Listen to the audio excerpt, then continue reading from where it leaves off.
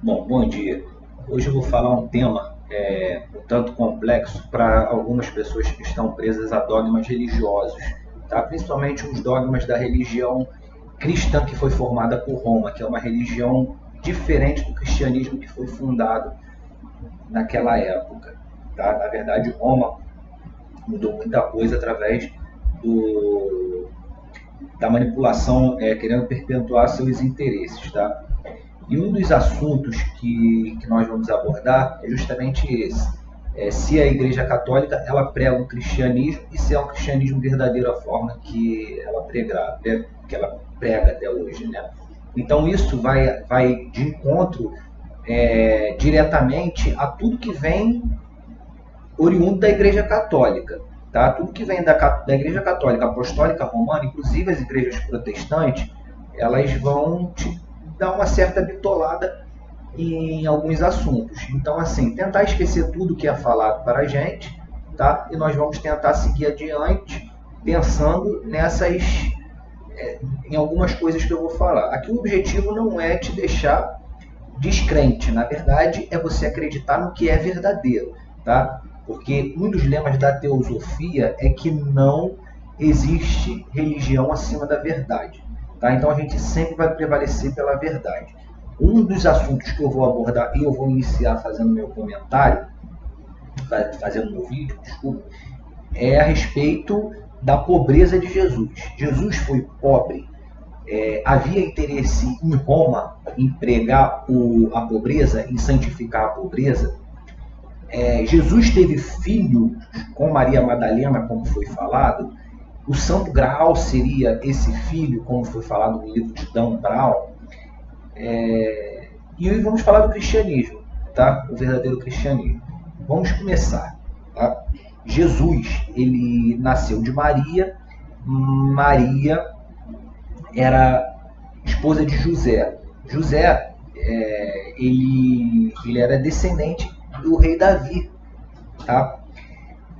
Os dois padrinhos de Jesus à época eram José de Arimateia e Nicodemos. Se nós pegarmos todas as escrituras daquela época, José de Arimateia e Nicodemos eram os dois homens mais ricos da região naquela época. Então nós não conseguimos na verdade, associar Jesus Cristo à pobreza. Tá? Dois evangelhos que foram escritos não por apóstolos nem por discípulos de Jesus, falam justamente esse ponto da pobreza, que é o Evangelho de Lucas e o Evangelho de Marcos, que não foram apóstolos. Tá? O Evangelho de João e o Evangelho de Mateus, eles foram escritos com pessoas que conviveram com Jesus e foi passado para eles. Jesus não nasceu numa manjedoura, como é falado. Jesus não nasceu numa região que tivesse pessoas pastoreando naquela época. Porque se a gente for colocar pelo que é contado para a gente na época de Natal, está um frio insuportável. Então não dá para a gente imaginar que vai ter pessoas pastoreando com ovelhas em frio negativo. Isso é praticamente impossível.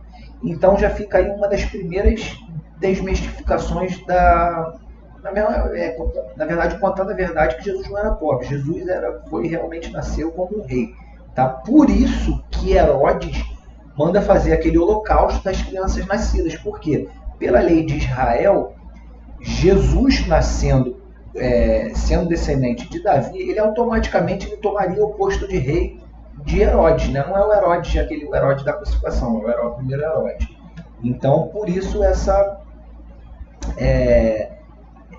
crucificação, essa história. E por que dizer a história que Jesus era pobre?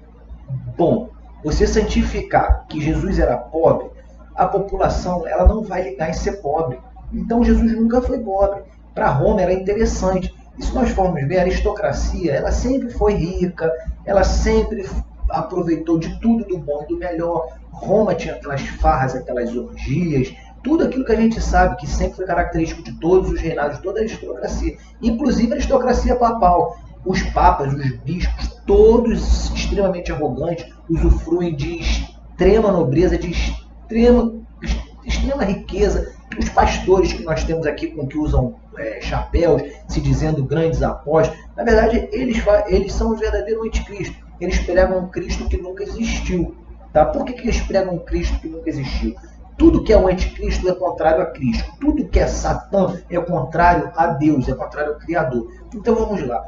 Onde que está a mãe da prostituição? A mãe dos roubos? A mãe da corrupção? A mãe da sem-vergonhice? Tudo está na pobreza. A mãe da fome? A mãe da ladroagem? Não estou dizendo que não tenha isso no meio rico, mas na verdade a pobreza gera a pessoa cometer um delito para poder comer, a pessoa se prostituir para poder ter uma qualidade de vida melhor. Então tudo isso começa com o grande diabo da humanidade. Então eles criam esse diabo aí, que na verdade não existe diabo de chifre, eles criam esse diabo para poder deixar a população sempre pobre. Então, se você olhar os evangelhos de dois apóstolos, ninguém em nenhum momento falou dar a César o que é de César. Isso foi colocado por Roma. Na verdade, são dois parentes de Paulo de Tarso, que eram jornalistas na época. Eles iam lá perguntando todo mundo o que era, e justamente numa região que se falava aramaico, que é uma língua muito pobre, é uma língua muito curta, é uma língua que não é abrangente como o grego é. Então eles começam a fazer uma pesquisa da vida de um homem que foi importante e começam a botar. Tanto que eles falam em rei magos. Os dois apóstolos que nós temos os evangelhos, eles falam de magos, não falam de reis. Então há divergências. Então em quem nós vamos confiar? Em jornalistas que escreveram 75 anos depois ou em apóstolos que conviveram diretamente com Jesus, com Maria, com João Batista e etc. Eu prefiro confiar em quem conviveu. Então aí fica esse desvio. E como a gente sabe que teve uma manipulação grande de Roma com o interesse de perpetuar seus interesses, a pobreza, o inferno, a vida única, isso tudo foi mantido ali para você conseguir se perpetuar, mantendo a população pobre, pagando impostos, com medo do inferno, que não existe. Se você não fizer boas ações, você não tiver muita fé aqui, você vai para o inferno, e etc. Coisas que ficaram mancomunadas até hoje e não consegue.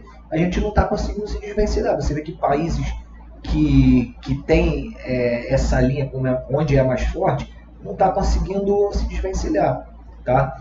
E isso é muito importante. Jesus não foi pobre, Jesus era um rei, Jesus dormia em panos de seda, Jesus ele recebeu presentes de magos, porque ele era um rei, tá? Eram presentes nobres naquela época, então ele recebe justamente por causa disso. Ele veio como rei de Israel. Agora nós vamos falar da castidade de Jesus. Vou fazer o seguinte, da castidade eu vou falar em outro vídeo. O que acontece é o seguinte, a pobreza foi criada para deixar sempre a população com medo, pobre e não buscar evolução espiritual. Quando a pessoa não busca evolução espiritual, ela não evolui espiritualmente, ela fica vindo na mesma vida sem neutralizar os seus karmas. A gente vai lá na lei do retorno, na lei do karma, como diz Hermes Trismegisto, a gente vai falar da lei do retorno. A pessoa, quando vem com o seu karma, ela vem com uma sacola na mão positiva, de karma positivo, com uma sacola de karma negativo. Karmas que foram acumulados durante a vida, karmas positivos, karmas negativos. Então a pessoa vai ter que neutralizar aquilo ali para ela entrar num processo de Dharma, né? Que é o karma neutralizado.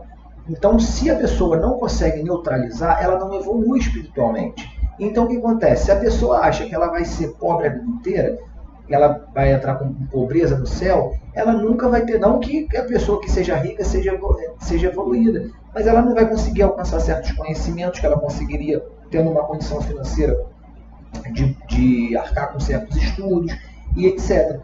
Muitas coisas vêm mudando através da reencarnação, porque tem muitas pessoas que perceberam isso e estão reencarnando. Então nós tivemos uma época que a classe que era mais pobre começou a se desvincular desses dogmas religiosos e estão conseguindo evoluir espiritualmente. Isso aí para o Brasil vai ter um salto evolucional absurdo, porque nós temos o nosso karma coletivo a pagar, que está sendo pago, tá? Que também tem aquele karma coletivo que vem lá de 4.000 anos atrás, que é da briga de Ismael e de Isaac, tá? Ele está todo associado, inclusive, à briga de esquerda e de direita que nós temos aqui, então ele vai se neutralizar. está se neutralizando. Ele se neutraliza através do amor. E o que é o amor? O amor é que o Cristo que nós conhecemos é o amor, é a prática do amor. Então, se nós conhecermos o verdadeiro Cristo, nós praticaremos o amor. Nós iremos neutralizar aquele karma negativo do ódio que ficou de Ismael com Isaac, que foi alimentando depois o ódio dos descendentes de Isaac aos descendentes de Ismael e vice-versa. Que a gente tem lá aquele conflito todo da Palestina, de Israel, que a gente tem até hoje. Isso não vai neutralizar com guerra, matar todos os descendentes de Isaac ou matar todos os descendentes de Ismael, porque não vai adiantar. Não vai adiantar porque eles vão reencarnar e vão reencarnar com aquele mesmo pensamento. Se não neutralizarem, a gente não consegue fechar esse ciclo total da era da era de ferro que teve a Kali Yuga, né? Então eu vou encerrar esse vídeo por aqui para não se estender muito. Eu sempre busco ver os dois lados, o lado da teologia e o lado da teosofia. Se eu for colocar na balança, o lado da teosofia está aqui e o lado da teologia está aqui embaixo. Tá? Porque a teologia está toda fundada, baseada nos dogmas romanos. Tá? Nós temos que buscar todas as religiões, a verdade em todas as religiões, pois ela está em todas as religiões. Não está no ateísmo, não adianta. Se a gente não acreditar em Deus, a gente nega a nossa própria existência, né? Então é isso que certas ideologias políticas elas querem. Elas querem apertar o ateísmo para você não evoluir espiritualmente. Nós vamos, ao longo dos vídeos, falando sobre esses assuntos, tá? Nós vamos falar, nós queremos que tenhamos a paz entre árabes, entre judeus, vou botar os judeus, porque judeus e cristãos, que são todos descendentes de Abraão, então é a partir dessa paz das religiões abraâmicas que nós vamos conseguir triunfar, né, na data limite que foi passado por Chico Xavier.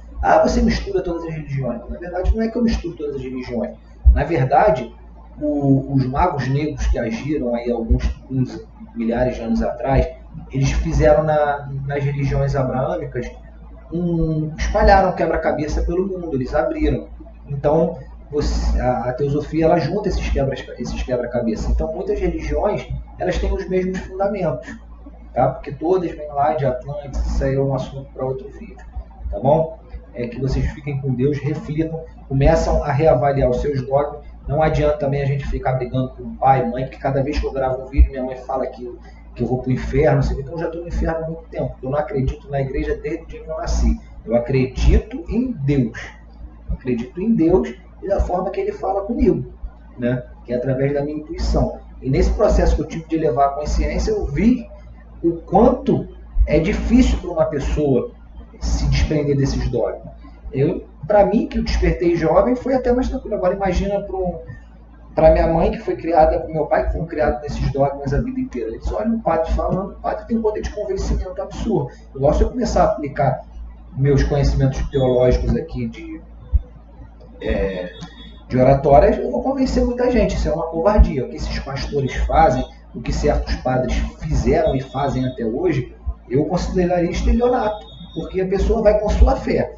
Ela apresenta uma barganha com o nome do Criador, né? O Criador é algo que nós vamos sempre, é alguém que nós vamos sempre poder acreditar. Pode ninguém acreditar em você, mas o Criador vai acreditar em você, porque ele vai te dar sempre a oportunidade de você recomeçar. Por isso que ele nos deu a reencarnação. Nós podemos acertar e até nessa vida também. Nós não vamos neutralizar karma só em vidas futuras. Nós não neutralizamos karma com atitudes opostas. Nós neutralizamos karmas negativos com atitudes positivas. Por exemplo, se uma mãe ela abortou muitos filhos, na próxima vida ela vai ter inúmeros filhos para neutralizar isso. Não é que ela vai morrer diversas vidas para poder neutralizar. Não, isso aí não. Isso aí também é outra história que algumas religiões espíritas nos contaram. Tá legal? Fiquem com Deus. Uma boa tarde a todos.